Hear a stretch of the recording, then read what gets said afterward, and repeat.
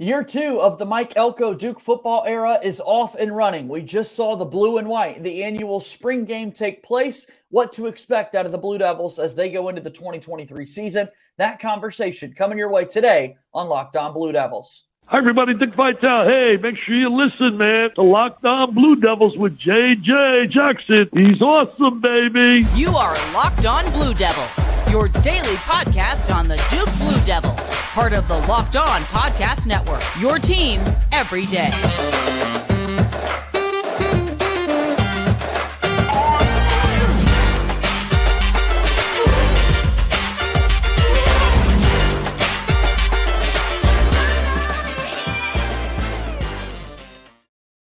Hello, everybody, and welcome into another episode of the Locked On Blue Devils podcast. My name is JJ Jackson. Hope that you're doing well today on this Wednesday, April 26th, 2023. We're looking forward to today's episode of Locked On Blue Devils, where we're going to discuss the Duke football spring season. This past weekend, we saw the blue and white game take place. We'll recap that with my good pal Josh Cox from Duke Football Talks Section 17 podcast and so much more. If you haven't done so already, please be sure to follow and subscribe to Locked On Blue Devils for free wherever you get your podcasts. You can watch the show daily on YouTube. Hit that subscribe button as well. I love the comment section up and running. We're getting ready for another mailbag episode of the program as well. If you've got any questions for the mailbag, leave those in the YouTube comments or send us an email, lockedonbluedevils@gmail.com. We want to continue to interact with you. So a lot of great things happening here on the program. And without further ado, I want to bring on my very good friend, Josh Cox, again from Duke Football Talks Section 17 podcast.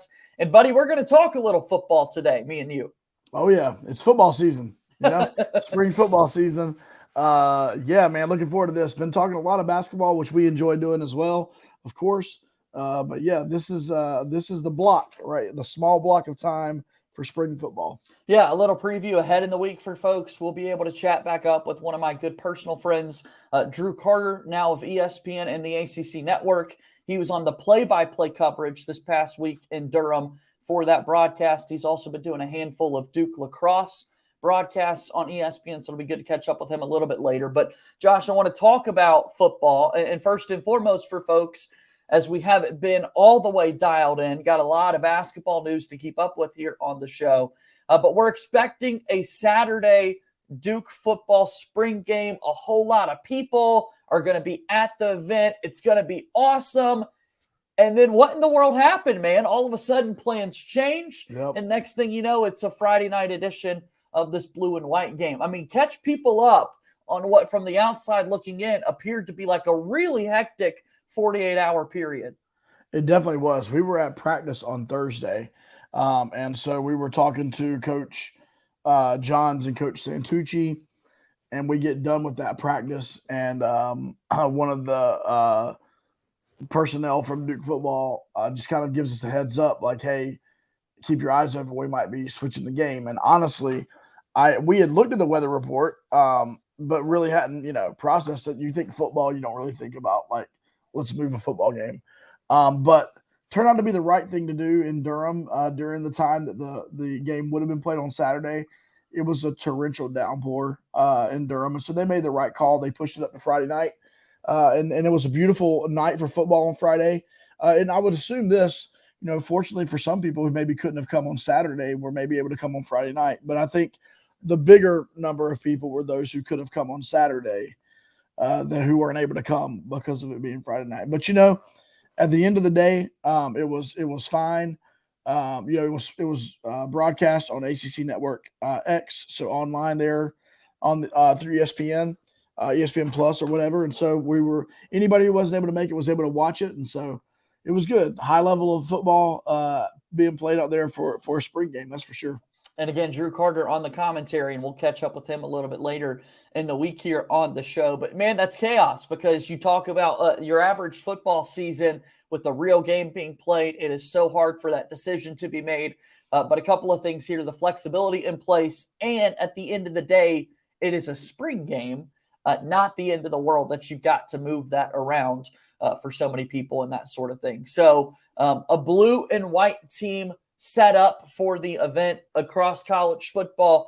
Every coach does it differently, Josh. Some coaches have the clock running the entire time. Some coaches say we are only going to show you 50 plays, and after 50 plays, we're done. Some coaches set it up offense versus defense, no mixed a first, second team and that sort of thing. The defense is getting an allotted number of points, and the offense has so much time to outscore them. What was the format? What was the setup going into the festivities for Duke football this year? Yeah, so Duke made Graham Barton and Dwayne Carter team captains. Okay. And so those guys drafted their teams. And so Wow. Graham had the first pick and picked Riley Leonard, of course. And I'm not sure how it went after that. They didn't make that public knowledge. We were joking on the podcast. We would like to know who Mr. Irrelevant was, the final pick. Yeah. But they were able to pick their teams, obviously knowing, both of those guys being wearing red shirts because of recovering from surgeries, upper body stuff there for both Graham and Dwayne. So they kind of knew who they were getting and who they weren't getting. And so, the teams were very evenly matched, to answer your question. Very evenly matched. If you went to that spring game trying to figure out a two deep, it didn't help you at all because, everybody was mixed up in there. And so it was good. It created a very competitive environment. And you saw, I believe, what you saw was the depth of this Duke football team on display. Let's talk a little bit more about that depth, and we'll talk about what the team is looking like now. Again, post-spring for Mike Elko's bunch, going into year 2 of his tenure leading Duke, and we'll talk about all of that after our first time out here on today's program. Locked On Blue Devils is brought to you by our friends at Built Bar. Are you looking for a delicious snack but don't want all the sugar and calories? Then you need the best tasting protein bar ever. Built. You got to try this. If you're like me and you want to make the healthier snack choices but don't want to compromise on taste, I've got something for you. It's our Built Bars. Healthy and they taste amazing. This is where you need to go. What makes them so good? Well, for starters, they're covered in 100% real chocolate. That's right, real chocolate. And they come in unbelievable flavors like churro, peanut butter brownie, and my favorite, cookies and cream. I'm not sure how Built does it, but these bars taste like a candy bar while maintaining amazing macros. Only 130 calories, 4 grams of sugar with 17 grams of protein. If you're close to Sam's Club, run in and grab a 13-bar box with our hit flavors, brownie batter puff or churro puff. You can thank me later. Again, you can go to Built.com to place your online order or your local Walmart or Sam's Club for in-person pickup. Built Bar is a proud sponsor of Locked On Blue Devils. We move forward here on today's episode of Locked On Blue Devils. JJ Jackson alongside Josh Cox. So talking about the depth of the Duke football team exiting spring, you mentioned if you watch the game this past week, you're probably not walking away with the two deep for a number of reasons. One, the players are drafting themselves, as we mentioned. Secondly, these red jerseys are in effect. There are guys that are limited contact and participation due to injury. You've also got freshmen who haven't arrived on campus. A couple of freshmen did come early, but some will graduate this spring and then come during the fall. And now we've got another transfer portal window that's opened up for players to be eligible to transfer into the program who aren't even there. So the depth chart of this Duke football squad is very much so still up in the air, Josh. It is. Now, the end of the year last year, we obviously didn't see a major turnover in the two deep. And so, but Coach Elko has said on numerous occasions that this coaching staff will keep a fresh set of eyes. And just because someone, played a certain role last year in a certain two deep does not necessarily mean that they will retain that role moving into the 2023 season. And Kevin Johns, actually, we asked him his reasoning or how he keeps those fresh eyes. And he said, I'm scared. I don't want to lose my job. And so I'm going to put the best player out there on the field, period. And so I don't want to lose my job. And so I love that about the coaching staff. And so, I believe we know some things. I believe we know what that wide receiver room is going to look like. We obviously know what the quarterback room is going to look like. And if you remember a year ago, right now, JJ, we were talking about that quarterback room. Not a whole lot of answers, yeah. With no answers, exactly. So we have some more answers this year, but I believe there's still quite a bit of transition. I believe we're going to have some more guys hit the transfer portal currently as of this recording. Eric Weatherly, who really, I wasn't expecting Eric to be the one to transfer, but the fact that a wide receiver transferred does not surprise me. And then, the second one being Mike Purcell, that did surprise me. That was a guy who had just transferred in from Elon, had been getting great number of snaps, been really had got a lot of snaps at center, and he hit the portal. And so that was a little bit surprising, but I would expect to see a few more Duke guys hit the portal. We have to open up a certain amount of scholarships in order to be under that 85 number that the NCAA requires. And so we will see some more movement, which will, to your point, inform the two deep a little bit in the fall. And that's the day and age we live in here in college football, right? You got to always be prepared for player movement and always on your toes when it comes to putting your team together. So you're right, though, that we do have a few more answers as opposed to last season in that quarterback room in particular. Riley Leonard continued to shine this spring, really becoming more comfortable as the face of the Duke football program, as the true leader of this team, now getting set for his third season with Duke. I think that first year, kind of playing limited time behind Gunnar Holmberg, all the attention's not necessarily on you, paid off. Last season, excelled in the starter role, and now he's getting ready to take on probably a captain status likely for this squad. No, he did. So he was officially named captain. Perfect. Yeah. So it is Riley, along with obviously Jacob Monk from last season, Dwayne Carter from last season, and also Jamion Franklin. So those four guys will be the captains heading into 2023. So, perfect. So, a big leadership role for Riley. Yeah. I think he's going to get better. EJ Manuel on the ACC Network says this guy needs to be in Heisman conversation. The Duke football social staff was quick to share that video with the world, trying to spread the word and that sort of thing. In the spring game, he looked like same old Riley that fans were used to. Again, the final score in that one was 19-14. I think the white team won, but it really doesn't mean a whole lot again. By the second half, like Grayson Loftus was quarterbacking both teams. Right. So, at the end of the day, it didn't really matter. Yeah. Tell me about Riley, though, going into the second year. Josh, number one, he's a year older and a year more mature. And I mean that in his makeup as a person, but then also as a quarterback and on the field. There is no longer any sort of a question mark about Riley. The confidence level is at an all-time high for him, but he plays still with that chip on his shoulder. I don't know if you saw the interview or heard about the interview where he was talking about his mom tries to help motivate him because he's kind of motivated by people not believing in him, and so his mom will send him a text before a game and say, I love you, but you suck. And so he kind of uses that as like his motivation. So he even said on his for the spring game on his wrist, one of his wristbands, he wrote out "you suck" on it just to keep himself in that frame of mind. So but yeah, I think you see the command already. Obviously the players have bought into Riley Leonard being the leader. He was voted on as captain by the players, which is a big deal. And then I believe you're going to see another year. Last offseason, because Jordan Moore was also in that mix and in that room, it was difficult for any one quarterback to really work on timing with guys like Jalen Calhoun or Eli Pancol, Samir Hagans. Now you have this offseason where you have Jordan Moore with a full offseason at wide receiver, those other guys, and they have been able this spring to work on that timing with Riley Leonard. And so the offense is going to be improved. Riley's going to be improved, knock on wood, stays healthy. And so, I believe what you've seen is you saw a guy that we thought could be good. And now a year later, we have a guy that we know is good. Top 3, top 4 quarterback in the ACC. And I'm going to echo it. Put his name in Heisman conversation. I think you're certainly going to see really impressive stuff from Riley Leonard this upcoming season. So that's the offensive side of things. What about the defense? What do we know about the Duke football defense going into this 2023 fall season? That's a teaser right there. We'll answer that question after our final break here on Locked On Blue Devils. Coming this week, we've got the NFL Draft. That's right. Tomorrow, the NFL Draft is here, which is why we need to tell you about Locked On's NFL Mock Draft Special. It's here and bigger than ever.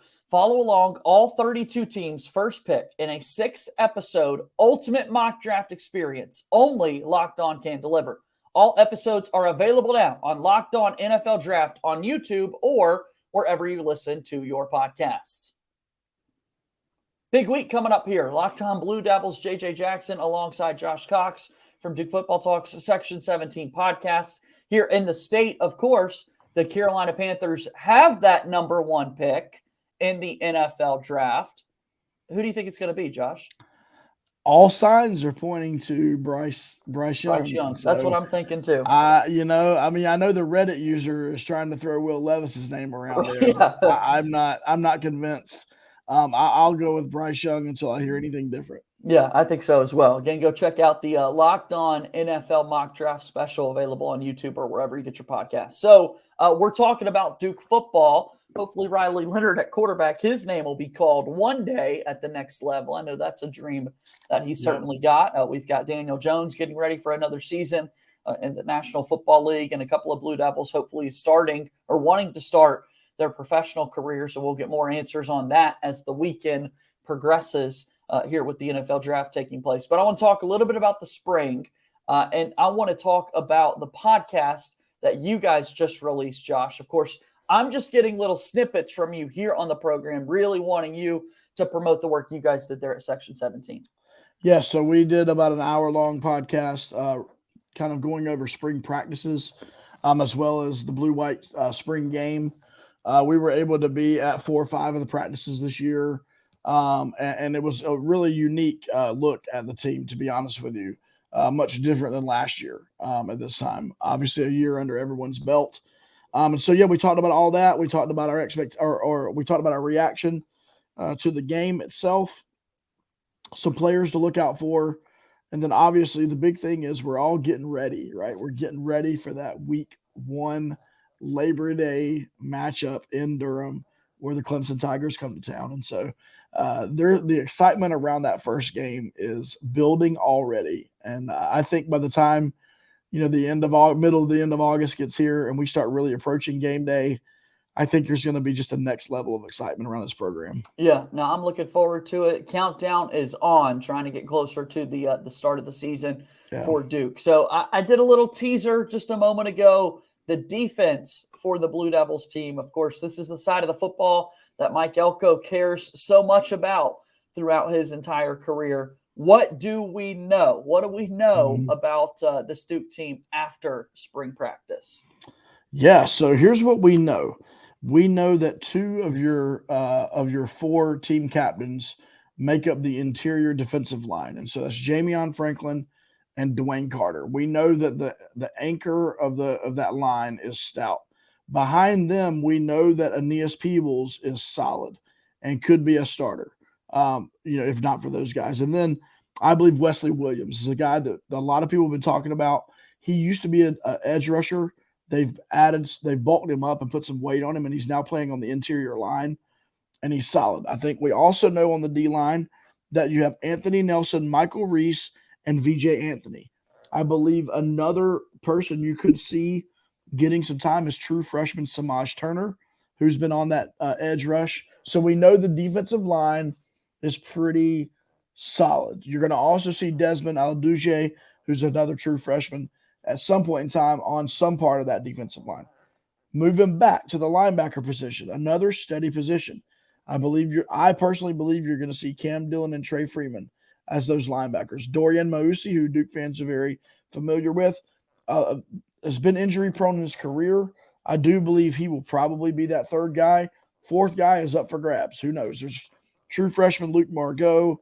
There's Nick Morris Jr. There's a ton of guys. Carter Wyatt. There's a bunch of guys who could see their name get into that 2 deep at linebacker. And then probably the biggest news of the offseason, JJ, was the fact that 2 transfers arrived in Durham, both of them in the secondary, both of them, to be clear, at cornerback. At cornerback. And so what that has done is the depth that we currently have there after Speedy Young graduated was Joshua Pickett and Chandler Rivers. Those were really the 2 guys. And so what we've added at Duke to that is Miles Jones, a 7th-year guy out of Texas A&M, and Al Blades Jr., a 6-year guy out of the University of Miami. And obviously the Blades family, if you follow football for the last 20 years, he's got relatives played in the league and all that kind of stuff. And so those are going to be your corner spots with a little bit more depth. Obviously, Brandon Johnson played that nickel last year, and I felt like he should have been All-ACC and gotten even more recognition than what he did. Jalen Stinson will be back at the safety position. So you know where this is leading, JJ. There is that one safety position, the second safety, that is open, and that was vacated by fan favorite and grad transfer Darius Joyner. And so that's going to be interesting. Terry Moore played running back last year, but he was recruited as a two-way player. He has moved over to safety. I would say if you made me choose off of the current roster who's going to get that nod, it's going to be Terry Moore. I don't know. I believe we could hit the portal for some depth there as well. So the defense, all that to say, that was a long answer. But the fact is, I believe the defense has very few question marks, the main one being that safety position. That's awesome. So we know a lot. That's good. We know a lot about the defense. And Tyler Santucci is a Mike Elko understudy.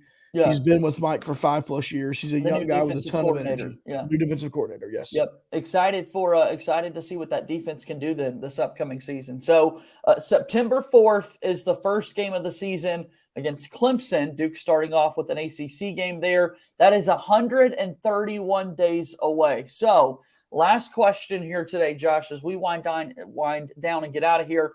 We compare this a lot to year one for Mike Elko here. You mentioned it on the Section 17 podcast yourself. It's 180 degrees different, watching the flow of it, watching the practice structure, and that sort of thing. This time last year, looking at year one, we didn't even know if a bowl game would have been possible for Duke, and yet they rattle off a terrific season.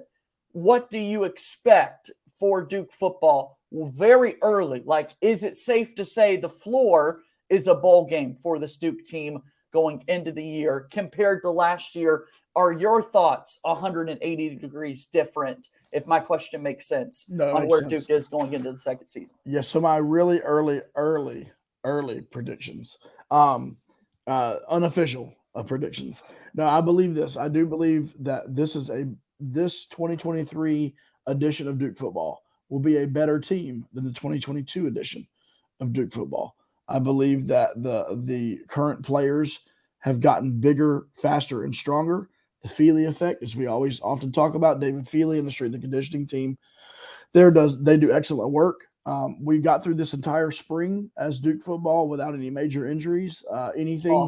Any red jerseys were either leftover injuries from 2022 that had to have surgery, or they were nicks and dings that were not major at all. The most major injury, we're looking at Maurice McIntyre off the offensive line. We'll see where that takes us.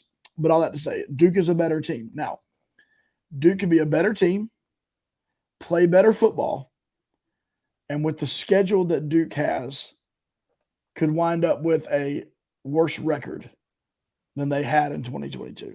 Very possible. It's very possible when you look at the 12 games on the schedule where Duke last year finished the season 8-4. Right. It would not surprise me if this Duke team finishes the season 7-5 or 6-6 even, but is a better football team. And that's really odd to say, but it's just the way this first year of the new schedule with the ACC and that block, that 3-5-5 block, it's just the way it fell to Duke this year. It's a very difficult schedule. We are psychos, and so we actually looked to 2024. And if you see the 2024 schedule, it's like a cakewalk compared to the 2023 schedule. So this is going to be an interesting season. Let me just say this. If Duke finishes 8-4 with this upcoming schedule, we better back the Brinks truck up to Mike Elko's door and say, what do you want for a contract extension? Because it's tough. I mean, I don't have the entire schedule memorized, but let me just give some highlights. We have home games to Clemson, Notre Dame, NC State, away Carolina, Florida State, I mean, Northwestern is one Right. of our non-con games. Nothing is going to be easy this season, and so Wake Forest again. Anyway, it's going to be an interesting season. I am going to say that this Duke team is going to finish the season. I'm a Mike Elko believer. I'm going to say we finish with the same record as we finished last year, 8-4, but we are a much better football team than we were last year. I love it. A more in-depth breakdown of spring ball and other thoughts going into the upcoming season available on the Section 17 podcast. Josh, you're the best. We'll talk again soon, okay? JJ, have a great week, man. We'll see you later. That's my pal Josh Cox from Duke Football Talks Section 17 podcast joining us here on the program today. Leave them a 5-star rating and written review. Please take the time to do that here on today's show. Leave us a 5-star rating and review as well. That's going to do it for today's show. As always, go Duke. I'll talk to you tomorrow. My name is JJ Jackson. Thank you and good day.